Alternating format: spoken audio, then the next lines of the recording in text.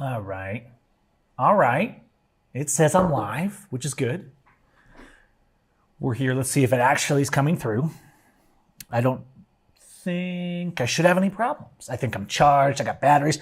It's midday. I'm going to need a coffee. So I made an Americano. And it's working out. It's working out pretty well. We're going to do a live show. I know it's midday, but I thought it's Thursday, midday.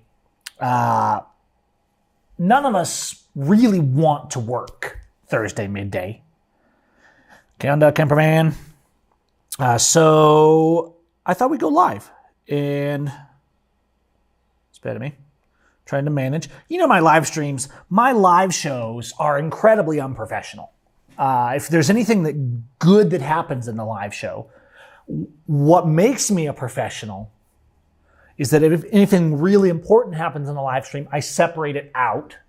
And so I stop and put a little pause, and then I can cut that out later and make it a video. But nobody watches these live stream videos after the fact. You come here for the live stream. You come here so we can hang. And good to see you guys in there. I think this is going to be a slow live stream. I think probably, I've been doing a lot of testing actually on this whole algorithm thing, right? Because we talk a lot, hey Rob, we talk a lot, and among activists, we talk a lot about being censored. And there's no question that these big three conglomerates, Facebook, YouTube, and Twitter, are controlling the world's media. Okay, so there's no question that censorship is occurring.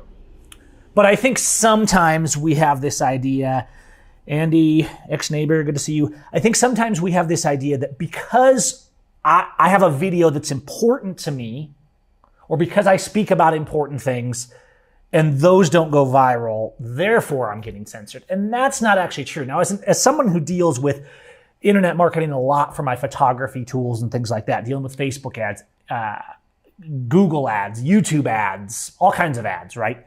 And the difficulty, my business has really struggled the past couple of years because the market saturation, the ability to target well, has made it really difficult. Whereas in the past, I could run, I could make a product. And there would be times 6-7 years ago when Facebook ads were kind of in their golden age, when I would be pushing Facebook ads and I'd be spending like $8,000 a week on Facebook ads because the return on investment they were giving me was just amazing. So that was in the days where everything we posted to Facebook was not controlled by the algorithm also. You would post something and your friends would see it, right? You would post something to YouTube and those who subscribed to you would see it. As the saturation grew, the algorithms came out to say, hey, what should we move to the top? All right. And so I've actually been trying different things because a lot of times what's happening with our videos, and there's channels all about this, about growing your channel, about getting content. What really matters, if you go back to the video I did a couple weeks ago, which gave me some hope for the channel and doing new things on it, where I had the interaction with the cops being called on me over a tip, right? That video has pushed up to almost 100,000 views now. It's generating a little revenue, things like that. And I'm like, wow, okay. They haven't, my shadow isn't entirely shadow listed, right? My channel, that is, not my shadow. This is my shadow thrown by the lights.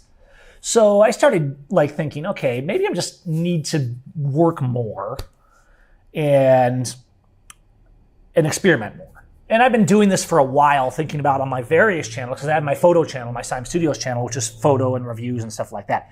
So it's interesting.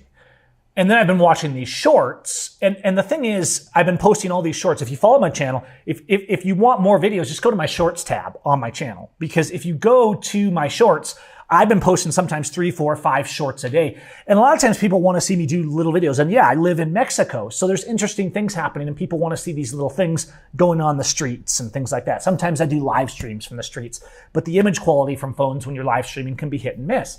So I kind of like live streaming from a real setup like this. But these shorts allow me to share little things from the streets that don't really warrant an entire video, right? I mean, like here's a guy juggling. Here is stuff, that I saw on Halloween, right? Going to Central on Halloween and seeing what they do. They love their costumes here, things like that. So By doing shorts, I can experiment. And what I've noticed is sometimes these shorts do nothing, right? I have 230 some odd thousand subscribers. Okay, great. And I'll upload a short and it'll get 500 views. Just like if I upload a video, it can get 500 views or 1,000 views, right? If this live stream we're doing right now, it's unlikely it will get even more than 1,000 or 2,000 views out of 230,000 subscribers. How does that make sense? Well, because it's not showing it. Because what YouTube is doing is it's seeing how quickly people interact. And this is why I always say interact with my videos, with your favorite channels. The sooner, and hit the bell icon on your mobile, on your desktop, and get a notification. Even if you don't have time to watch the video, go in right away and give it a like. What happens is that if YouTube sees interaction right away, so let's say I throw a video. This isn't all we're going to talk about today, and I'll hit your comments here in just a minute once I finish this thought, because I've got some new rules for live streams where you guys are going to be able to select the topic. But there's rules, right? I'm not saying I'm the government. This is a very libertarian approach here, but I'll explain the rules in a minute. I want to finish this, and I'm getting some extra batteries ready because I see my main mic here is going to drop. So while I'm talking, you're going to lose me for just a second because I'm going to grab the main wire. Okay, so I'm gonna kill batteries in 3, 2, 1.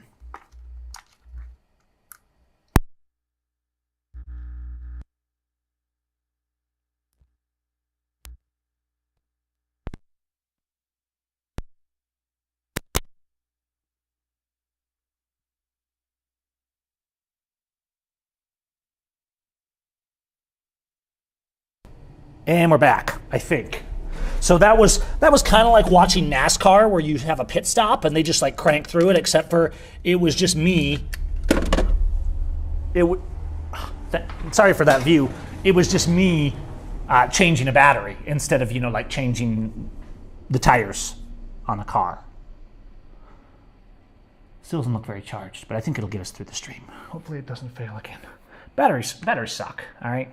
Anyways, where was I? We're talking about the algorithm. Sorry for the distraction there. So with the algorithm, it sees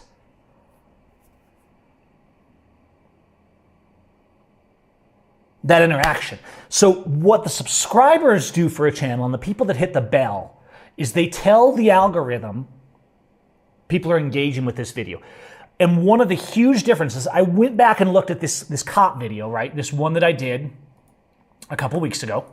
And most of you, if you follow this, you probably saw it. And it's the video with, it's the video with the tip, the mandatory tip, right? So it's this video right here. And you guys probably saw the video. It has a nice poster. People love a poster where there's a guy arguing with a cop. There's just something about that, no matter where you are in the world. Like you have an official and you have a normal person and they're head to head, and you put some text in between. So that goes back to the poster. Sometimes I do a poster and I'm like, this is gonna work. I already know this is gonna work. And it does. And I don't know what's going on with my battery, so bear with me. I'm gonna keep talking. I'm gonna keep moving as we do this.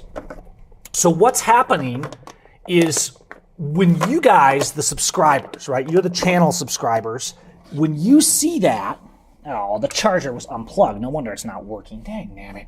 When you guys see that and you click through on it and you interact with it, that immediately changes something in the algorithm. And the more of you that do that, the better it works, right? So as that compounds, boom, boom, boom, you get this immediate growth. I'm looking for something else to rob batteries from, but I'm going to keep talking. I'm a professional. You get this immediate growth. And so the more of you that interact on that level kind of rapidly like that, the better a video is going to do and the more interaction it's going to get. And that interaction then turns to YouTube recommending the video. And that's the huge thing. Because these videos that really go, yes, they show to the users. But if I look at the analytics, I need a battery. If I look at the analytics of this mandatory tip video, we have how many percent engagement? Let's go to engagement or audience, or is it reach? I think it's reach. Okay. So 68% of this 80 some odd thousand views from browse features. And browse features means that, well, a lot of the browse features are people seeing that as they're flipping through, as you're scrolling through on the screen. And you see that and you click through. And the key difference here is the click-through rate on this video, because of the title, the poster, etc., was like 20%. And a normal click-through rate is like 5, 6, 7%. Then that combines with watch time, and the algorithm says this video people are responding to, and we're making money on it. And that immediately changes everything, okay? So I'm trying this as well with shorts, and you can see with shorts, it does this thing where it'll see there's good engagement, and it just throws it out to thousands of people in 10 minutes, right? And then the curve just stops. Why it decides to stop it? So I can do a short and it gets 500 views, and then I will do another short and it gets 10, 15,000 views. I haven't had any shorts like go viral yet, but I've been experimenting with this also. And I know that a lot of you guys are YouTubers and auditors and things yourself, so I like to share this information on these live streams where we just get to ramble. But that's enough of that. Let me come back to your comments, but first, let me find a battery, because I didn't have this charger plugged in, and I'm gonna steal batteries out of, I bet I can steal batteries out of this guy right here. Let me borrow something. I'm just gonna borrow these, buddy. Hang on a second. Borrow these guys. There we go. There's batteries. There's like 6 AA's in this guy. Let's hope these are charged. I don't know, because my audio is literally flashing. It's going to be dropping anytime. Let's see if we can make a poster.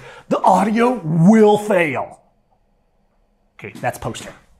That thumbnail's important, right? But that's the problem. People want to see me getting attacked by a cop, not my big face in the middle of the camera. Okay, again, batteries dropping in 3, 2, 1. Ow! It's shocking me. Dang it.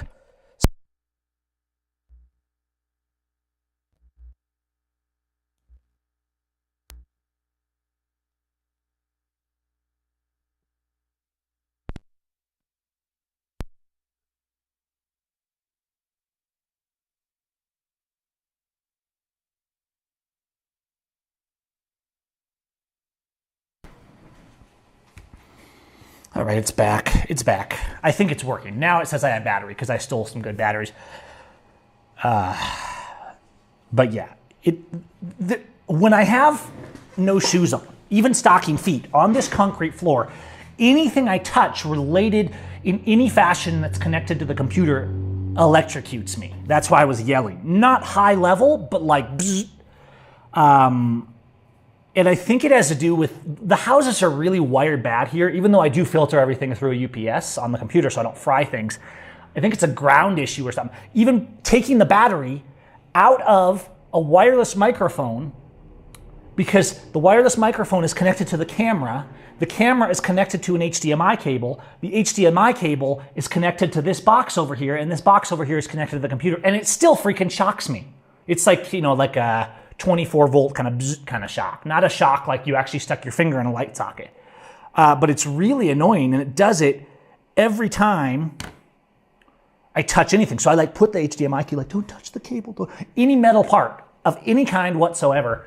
I thought I had fixed it, but apparently not. It shouldn't be a ground issue. We'll talk about this later. It just pisses me off that I try to set up the equipment so good. I'm just gonna drink coffee and forget about it, okay? All right, let's go to your questions, go to your topics. Just browsing over you guys. It's going okay in Mexico. We're plugging along. It can be tough to make money here. I'll be honest about that. So you want an income. And my income's kind of sucked over the past few years, and which is why I need to get to work. I have my photo stuff over here, but as online marketing has gotten really just terrible in the past couple of years in terms stuff that worked before doesn't work now because the algorithms, they're always changing, right? Keeping ahead of the algorithms can be tough. Yes, hit the like button. Free Eric Brandt. Free Jeff Winehouse. I'm going to try and do a new video for Jeff Winehouse. He's making some progress on his case. He's been in contact with me, and I want a new video, and I'm going to need your guys' help to get that video out so we can try and draw some new attention to his case and get some push behind it. Schaefer Cox, same thing, still sitting. And it's not just, quote, patriot community. I don't even like to use that word because it's been so diluted by Trump, fascist worshiping, state worshiping, build a wall kind of people that have nothing to do with defending the Constitution and freedom. But we're all in different places and learning and realizing how duped we've been by government. And so I try to understand that as well. But you still have the Leonard Peltiers and James Hamiltons and so many people just sitting in prison. And it's frustrating. I'm so tired. And I see the abuse here constantly. A lot less people in prison, but the petty extortion is worse down here, right? So the police aren't as violent. They don't get away with putting you away for as much. But especially the poor people that they can kind of see and target, they're going to try and screw over. And that's how they get a buck, right? I mean, it's like tow companies are still car thieves down here. They're in cahoots with the police to tow people's cars whenever they can and then screw them over. And do it in such a way that a lot of times people don't even claim the car. They just abandon it. Because it's a racket and it pisses me off. So the corruption is everywhere. As I've known, I've been showing you guys that the police are still losers here as well. Blue ISIS is the same. Not the same, but the same, right? The police here don't get to gun people down in the streets in front of everybody and get away with it. People won't tolerate that. So that's a good thing. Here's the deal. I still yodel. I can still do ventriloquism. I can still yodel. I can still make videos.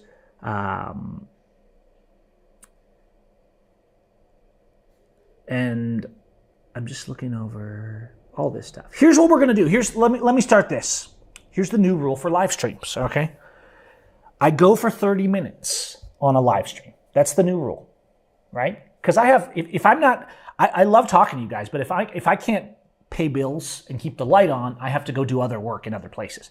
So here's the deal. First of all, shout out to our channel backers. There's 3 tiers of channel backing if you want to support the channel. And I just want to thank anybody who supports the channel. It's really helping me do more videos. And if we can grow that, it'll help me continue more of these.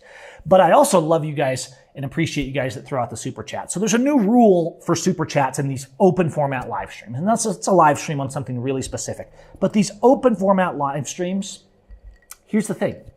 Over 30 minutes, per dollar in super chat, I will go a minute more, right? Up to 2 hours, more or less. However, if you super chat $10 or more, you get to change the topic of the live stream. That's the new rule. Now, there are some terms and conditions, right? In that the topic can't be something like I reserve the right to not talk about my personal life or something that's I don't feel like is at all on theme or on topic with the channel. You can't change the topic to, the latest Britney Spears concert gossip. Is that even a thing anymore? If it has no relation to what we talk about on the channel or freedom or rights or things like that, right? But you get to choose the topic for any super chat of 10 or more. And that also adds 10 minutes to the clock. Okay? And I just thought that'd be fun because rather than me rambling, people always want me to, Gavin, talk about this, and I can't talk about everything. So I want to see, if you're committed to me talking about something, I'll let you choose the topic. And that's how the super chats are going to work. So I started at I was 15 minutes late. So I started at 3:15. We got about 15 minutes left. And that is the rules for super chats. And that way we can start talking about things on this channel that are going on, that are a little more wide spectrum. And if then we have a topic that turns out to be really good, whether it's educational or just interesting, I can then cut that out later and put it as a video on the channel. In fact, I can do these markers in the video. We figured out on the last live stream that I could insert an ad. I know we're not going to probably get a lot of interaction today because it's the middle of the day. I think a lot of you are still working and we don't have a lot of viewers right now. But I just wanted to throw out a live this afternoon and experiment with a few things, talk about the algorithms. I have been not, and let's do this topic. Let's talk about the election, all right? I'm going to tell you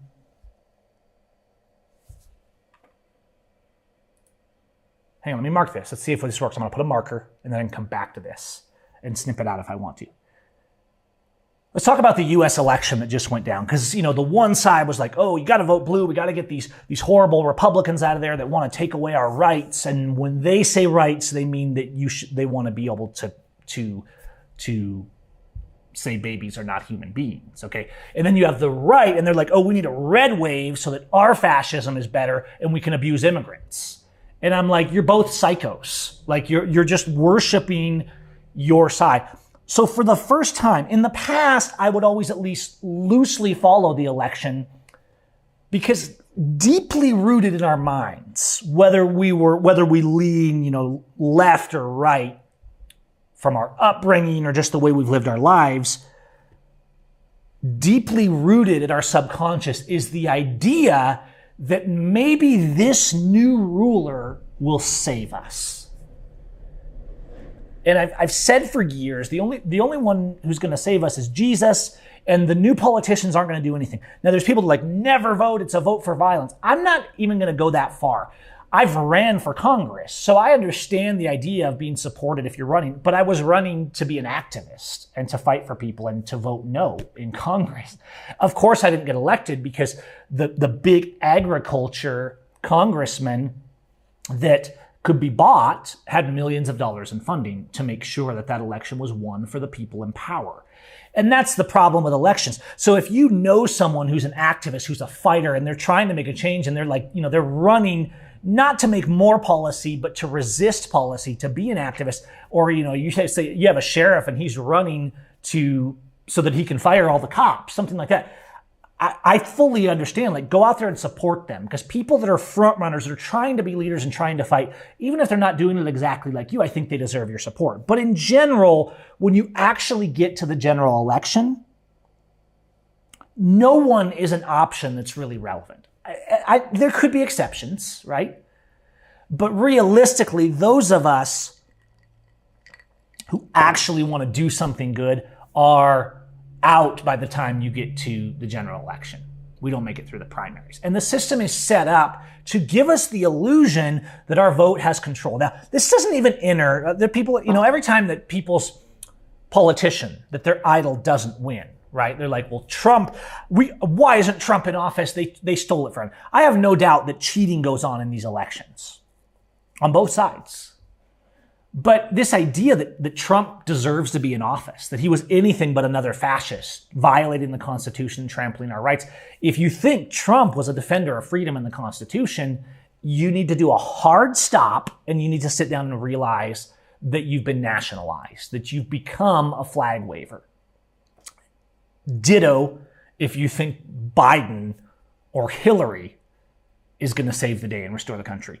People standing up for people, loving people, resisting corruption, resisting the police, that's what changes. And so it doesn't matter. No, it doesn't matter if it's Ron DeSantis or if it's Trump or if it's Hillary. These are all crooked politicians. Ron DeSantis, he's the Florida guy, right? That just did the whole thing where he was using immigrants as a way to make the left look dumb, with the whole sending immigrants to some rich island or something. And sure, both sides are dumb. But these people have a right to travel and be left alone.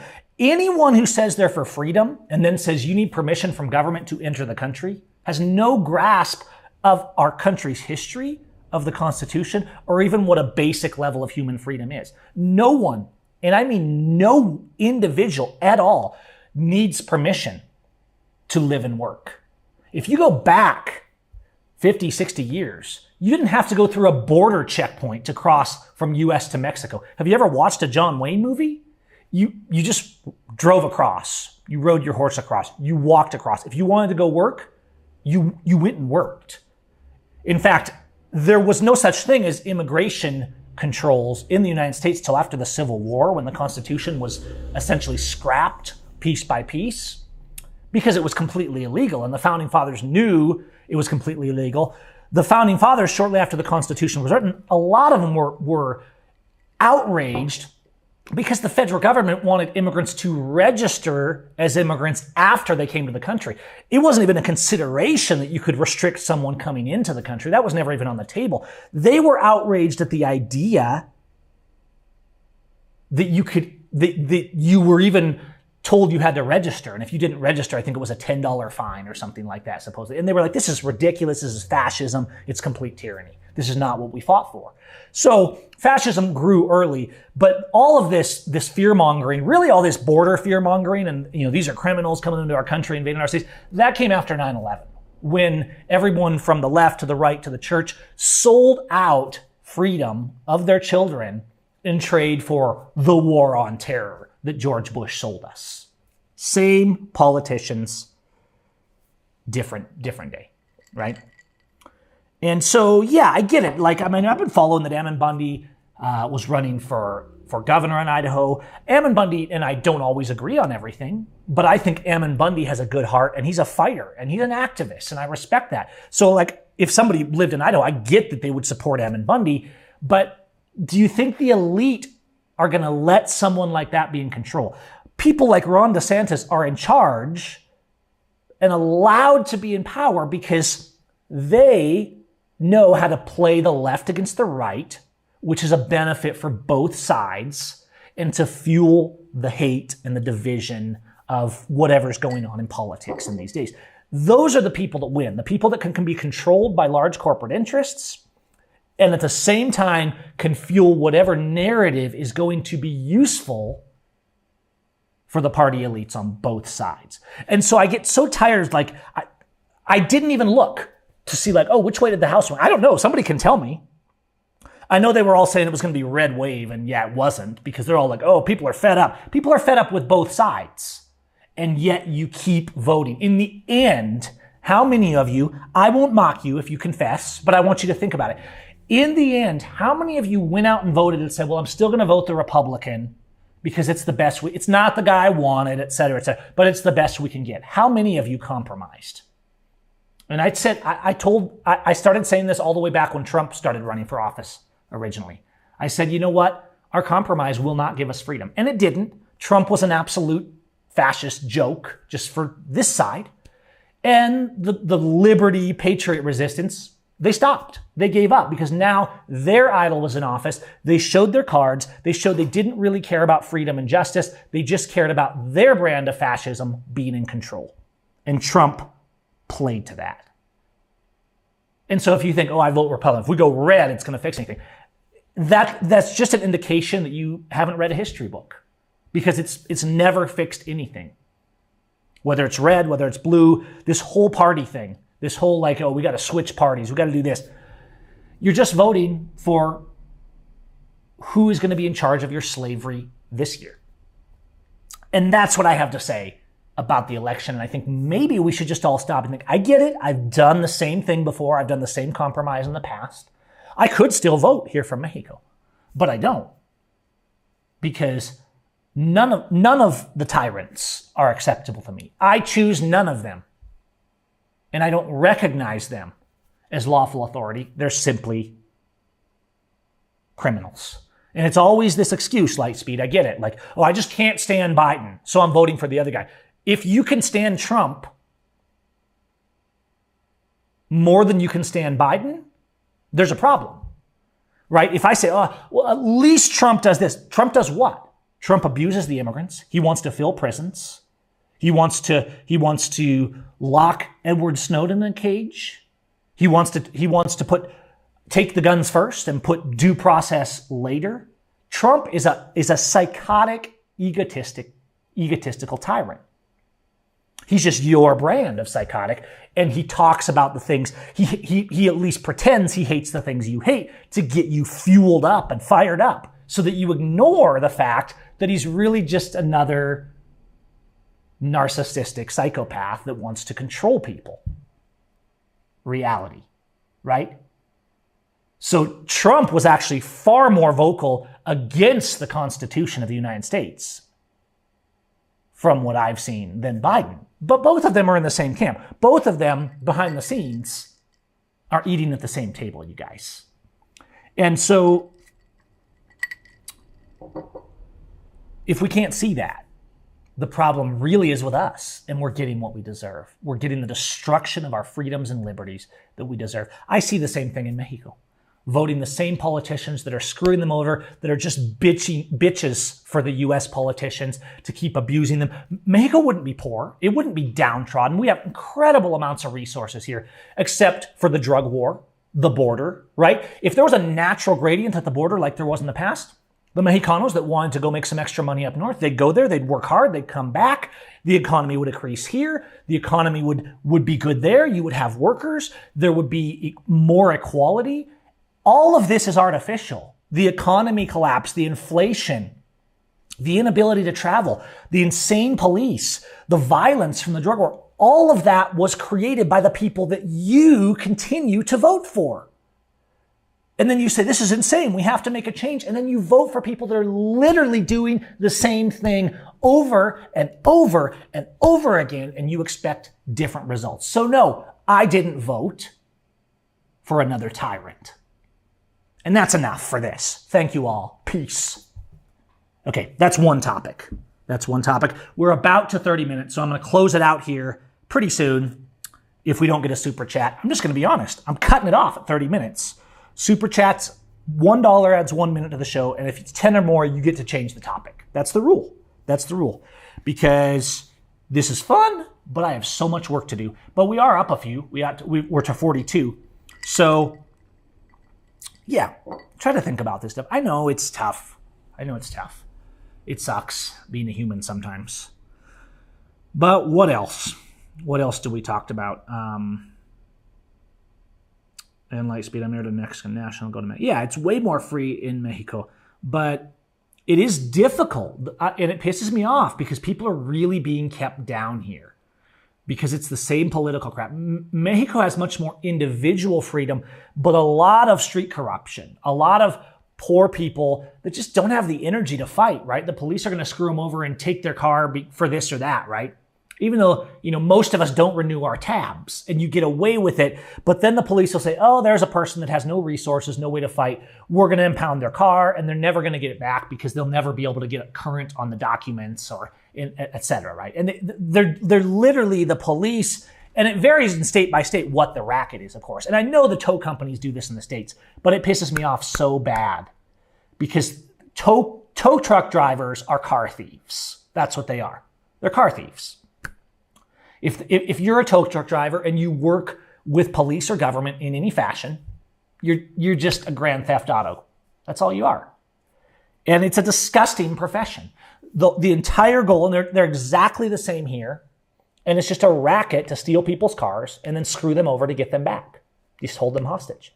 And what they do is if you can't get them back, if you don't claim it, if you don't have the resources, eventually they just sell it, right? And so all this kind of corruption is still occurring in Mexico. And when you come here, it's really important to know that there's more ability to resist, right? The key is never to let them tow your car because you're going to be in for a long haul and getting screwed over, right? The key is if you're at a checkpoint, don't get in a fist fight, although the Mexicanos do that a lot too with the cops. But better, if you got an opening, just say, just don't even speak Spanish to them. Be like, oh, good day, bye. That's what I do. If I come to a DUI checkpoint, I'm like, what's up here? They're like, oh, you need to blow into this. I'm like, oh, cool, no, bye. And I just drive away before there's any chance for escalation or interaction, right? I've driven through Celaya, one of the most dangerous cities in Mexico right now, at 1 o'clock in the morning and come across a DUI checkpoint on a Saturday night coming back from Guanajuato. And I've been in there and I'm coming up, I'm like, this is a super shady town. You don't want to stop here in the middle of the night. And these are probably real cops, but I'm not even, aside from not wanting to cooperate with their extortion, I'm not even going to trust that these are real cops, right? And so I come up, I drop the window a little bit, good evening, you need to blow into this. Nope, bye, stomp off. Because the difference is everything's not a felony here. They don't follow you. Obviously you don't want to be aggressive or try to run somebody over or anything like that. Respect other people. But a lot of times no does go a long ways here. And they're frankly not used to it because the poor people that they love to target more than anyone don't know their rights very well and tend to just do what they're told. If you know your rights, which you have here, the right to your private property, to not be searched, and the right to travel under Articulos 11 and 16 of the Constitution of Mexico, yeah, the laws are clear. They have no right to stop you. They have no right to search you. They have no right to any of it. Bye. Sometimes I'll argue, but if I'm with people or if I don't want to have trouble, if you really I don't make a very good activist here because I sound so stupid talking in Spanish, right? I'm like, hola, buenas noches. ¿Qué haces aquí? Pues no sabes artículo 16 y 11 de la Constitución Política de México. I can speak the words, but there's racism here too, guys. They will always still see me like the gringo outsider. Even if I'm speaking logically and articulating myself, the vast majority of the sheep that the government's already brainwashed, even if there's maybe more awake people here that don't, they don't worship the police the same way here, but there's still a large majority of the Facebook government state worshipers that are going to be saying, this guy should be deported. He doesn't respect the police. No one respects the police here. The police are just street criminals. And everybody knows it, unless they work with the police or they have a son or something like that works with the police. It's not like the police are respected here by the people. And anyone who's saying, like, we respect our police here and you don't need to do what they say, they're frauding you. They're probably somebody of descent from here that lives in the U.S. and worships the state. So I did a video about this a while back. But when you go out, right, if we go out and I go to all these cool places, let's talk a little bit about that real quick before we close. Excuse me, coffee. Where was I? Let me switch this over so we do not get an echo. All right, so that first. And then, yeah, we're good. We got this. We got this. So I just like to show you guys things from around Mexico. And I'll throw these on just so I can not have feedback here. Let's see. No, there's so many cool places to go, right? So I can come in to, I don't know, a place like this. Look at this. This is the Grutas Palentongo, right? Just cascades, waterfalls. You can go into this cave. This is cool water flowing down. But when you get inside, it's like a sauna. It's a hot spring. And so you're in these pools. And then there's side tunnels. And where the hot water over here, where the water's coming down, right there. See that tunnel there? And you can actually, I went in there. It's serious current. There's a rope. But you got to do some serious upstream work. Not that one. It's this one, I think. It's a lot of work, especially trying to hold a camera in one hand, to pull yourself upstream into the side cave where the source of the water is coming from. And you can see there's a rope on the side here. Mexicanos know how to go out and relax and have fun. They love their soccer. But I was thinking about this recently, and how the government controls this. It's a beautiful place. There's tons of natural resources. There's no reason. The USA literally relies on Mexico for its food. And yet the U.S. somehow gets away with treating them like crap with the drug war, the border, and treating them basically like serfs. And that's literally how we're raised to think. And anyone who thinks that a wall is constitutional, moral, necessary, or practical to stop crime is a true believer in the government. They're a state worshiper. And so you can go into these places, and there's so many like cool places and cool things to see. And it is an amazing place. It really is. And it's sad to see what's happening. The politicians are literally just the prostitutes for the U.S. government. And the U.S. government obviously is making sure, especially on a high level, that the people are getting in are the ones they can control. In fact, if you're at all informed on what goes on down here, the U.S. literally will go in and topple. It's harder to do that in Mexico because Mexico is actually like the 15th economic power in the world. Mexico, resources and production-wise, is not a poor country like some of the further south countries. But it's very common for the U.S. to directly go in the CIA, things like that. And this has happened, and it's been documented, like under Hillary Clinton, to go in and topple regimes so that they can put in the puppet governments they want, causing wars, massive violence, massive chaos, and massive casualty, just so they can maintain control of these little Latin American countries. That's how evil the U.S. is. So people are always talking about, the criminals are coming from the South into the U.S. No, the criminals are the U.S. So the U.S. is literally creating propaganda to convince these people that the U.S. is the bestest and the greatest and everyone should want to come here. And when they want to get out of their countries, because the U.S. has quite literally gone into their countries and turned them into a hellscape, in some of these countries. And so they migrate north to go to the U.S., hoping to find the U.S. they saw in the movie theaters and in the propaganda reels. And then they get there and the U.S. says, what's wrong with you? You filthy person, you filthy outsider. You're not welcome here. And this is literally how the so-called Christian America treats people. It's absolutely sickening. And that's why I don't tolerate anyone on it. One thing I'll come down on any of you hard for is anyone chimping for Trump, the wall, or, immigrants bad. We need to restrict them. Because if you're chimping for that, you're a psychopath. And you may not even realize it. I get that we've all been there. Like most of us have been a state worshiping psychopath at one point. It's important to recognize that. I, to some degree, before I woke up, was also a state worshiping psychopath. The soldiers are heroes. They will save us. I never really thought the police were heroes. I was always skeptical of that growing up in the 90s, and seeing how it went and what happened after 9/11. I was like, yeah, no. But I still bought into a lot of it.